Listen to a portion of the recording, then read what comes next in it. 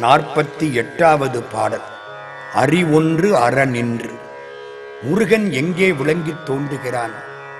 மலையில் இருக்கிறான், கடலில் இருக்கிறான், சோலையில் இருக்கிறான், எல்லாவற்றிலும் அவன் இருக்கிறான். சதுக்கமும் சந்தியும் புதுப்பூங்கடம்பும் அவன் இருக்கும் இடங்கள். எங்கும் இருப்பவன் அவன். ஆனால் யான் எனது என்ற ஜீவபோதம் நீங்கிய ஞானிகள் மனத்தில் பிரியாது விளங்கி பெருமை சேர்க்கிறான் என்று கூறுவது இந்த பாடல்.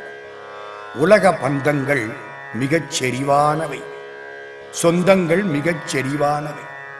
இவை அற்றுப்போகும் நிலை வந்து அஞ்ஞான இருட்டு சிதைந்து மயக்கமாகிய வெறியை வென்றால் அவன் ஞானி.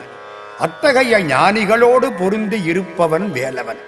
இதை செறிவு ஒன்று அற வந்து இருளே சிதைய வெறி வென்றவரோடு உறும் வேலவன் என்கிறார். ஜீவபோதமாகிய அறிவு அற்றுப்போனால் சிவபோதம் கிடைக்கும், இறைவனை அடையலாம். இந்நிலை பெற்றவரை அறிவொன்று அற நின்று அறிவார் என்கிறார். இத்தகைய பெரியவர்களின் அறிவோடு கூடி பிரிவில்லாமல் இருக்கும் பெருமான் நீயல்லவா என்பதை அறிவில் பிரிவொன்று அறநின்ற பிரானலையோ என்கிறார். நாம் சில நேரம் கடவுளை நினைப்போம், சில நேரம் மறப்போம். இந்த ஞானிகள் பிரிதொன்றையும் நினையாமல் இறைவனையே நினைப்பதால் அவனும் இவர்களோடு கலந்து நிற்கிறான். யான் எனது என்று அற்ற இடம்தான் திருவடி என்பது கந்தர் கலிவன்பா. யான் தான் எனும் சொல் இரண்டும் கெட்டாலன்றி யாவருக்கும் தோன்றாது சத்தியம் என்பது கந்தர் அலங்காரம்.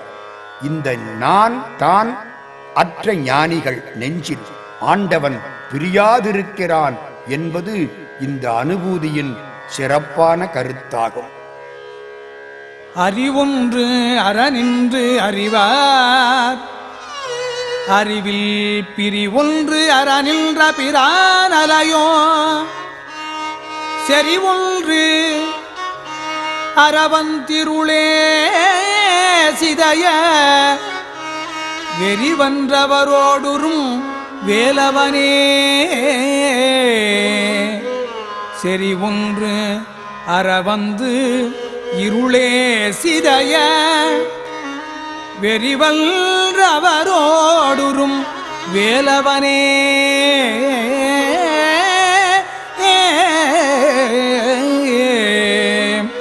வேலவனே வேலவனே ஏ